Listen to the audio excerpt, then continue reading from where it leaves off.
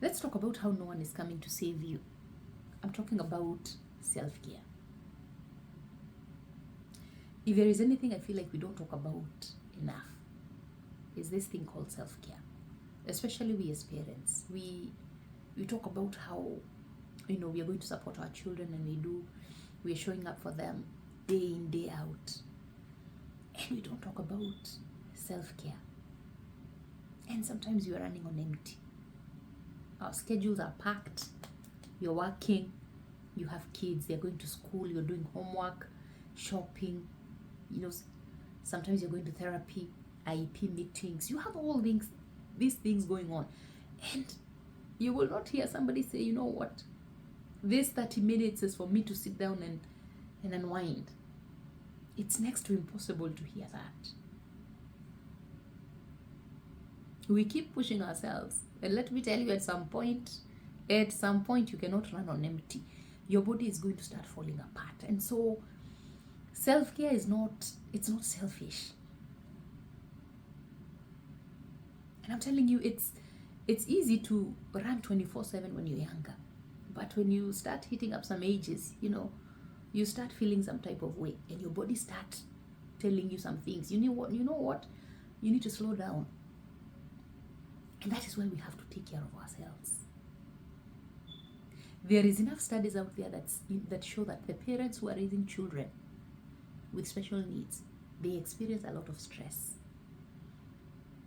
And you know why? The minute demands. You have to be the parent who is supporting that child. And I want you to think of this child who maybe, just maybe, some of the children, they don't need a lot of support. But we have others who are totally dependent on the parent. You can imagine that parent is working, that parent is taking that child to school, that parent has other kids,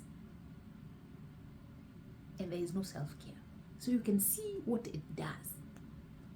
Yes, you're going to be able to do it for some time, but after some time, your body is going to start telling on you. And so we have to do something.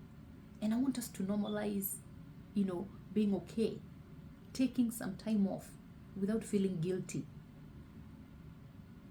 And I always tell the parents that, self-care does not have to be big. If you don't have money to go for 2 days vacation for a month, it is okay. It has to make sense to you. If you're the primary caregiver of that child, if you're the primary caregiver to your loved one, that means you will not go, for a month. But you have to do something that makes sense to you. You have to do something that is realistic to your situation. So it may look like maybe, taking a break, half an hour in the morning before the other kids leave home. You take half an hour to meditate, to drink something, to read something, to go for a walk, to listen to music. Something small, but I'm telling you, it makes all the difference. Take those few minutes to recharge. And I'm not saying this because I've done it all the time. I am coming from healthcare. And I'm telling you, I know what it is to go for hours and hours without drinking something or even using the restroom. And I know it's important, but you can get so caught up, in the work that you're doing that you forget these things. So we have to make it a point of taking care of ourselves. And I want you to know that, it is okay to say no. Let us normalize, being okay saying no. That I can ask you, can you do this for me? And you say no. Because you want to rest. Not because, you're being bad. But because you have to rest. And so I'm going to ask you something that is very, very hard. Yes, I see you showing up for your child. I see you not giving up. But are you taking some time for yourself? And like I said, it doesn't have to be big.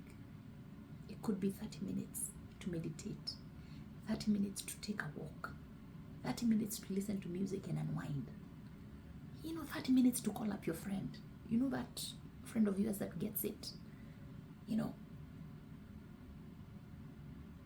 want you to think of something you can start doing.